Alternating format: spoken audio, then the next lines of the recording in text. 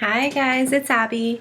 Welcome back to my channel. This is a video on Sun in the second house. So the Sun in your natal chart is basically the heart of the chart. It represents your identity, your ego, but it also represents your life purpose. So most people know what their sun sign is in, and the sign that your sun is in represents how you express that energy.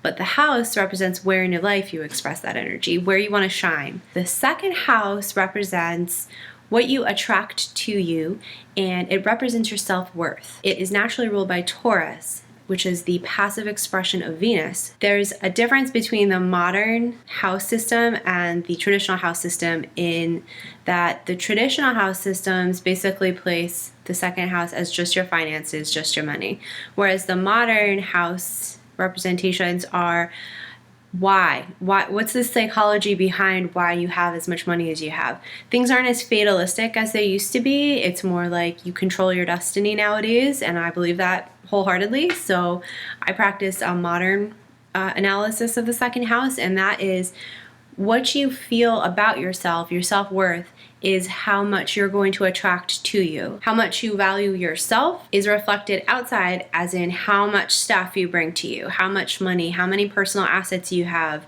what kind of real estate do you have. This is stuff that you own too. The second house is your personal assets. It's not things you share with a partner.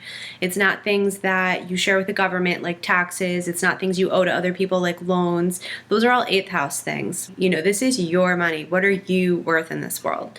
So when you have your sun here, your self-worth becomes extremely vital to your life purpose. If you don't have good self-worth, you're going to not have good material things in your life. Your finances are going to be a mess. The whole purpose of having sun in the second house is to build a foundation from the ground up, something lasting, because this is a house that has to have stability, security.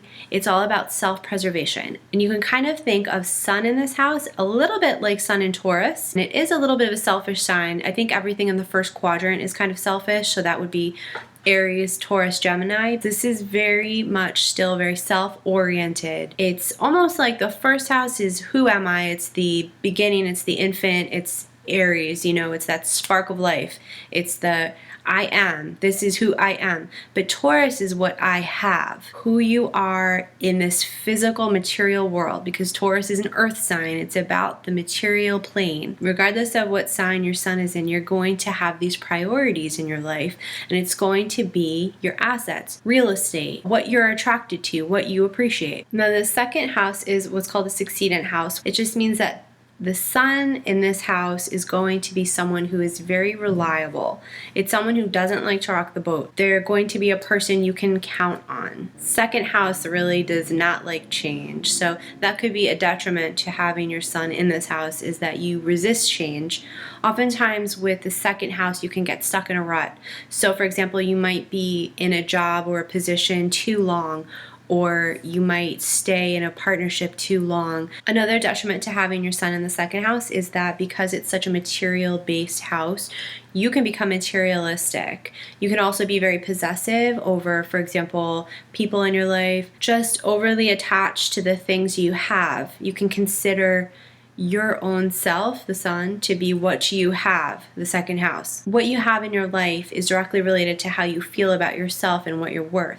So you really want to make it more about your own value system when you have sun in the second house. This is a very sensual house. People always forget about the second house when it comes to sexuality. They go right for the 8th. But the second house is about sensuality. It's about how you experience life using your 5 senses. There's a lot of sexuality involved in this house, and it's really about selfishness, getting pleasure for the self. With sun in the second house in general, you have to be careful about overindulging in anything that has to do with the 5 senses. Especially if you're losing self-esteem, you can go towards that material plane and just sort of go overboard in your zest to try and fill a hole that you really have to fill from the inside out. So that's sun in the second house. If you guys have any questions or comments, please leave them. And if you have this placement, please leave a comment as well and tell me about your experience. Thanks for watching. Bye.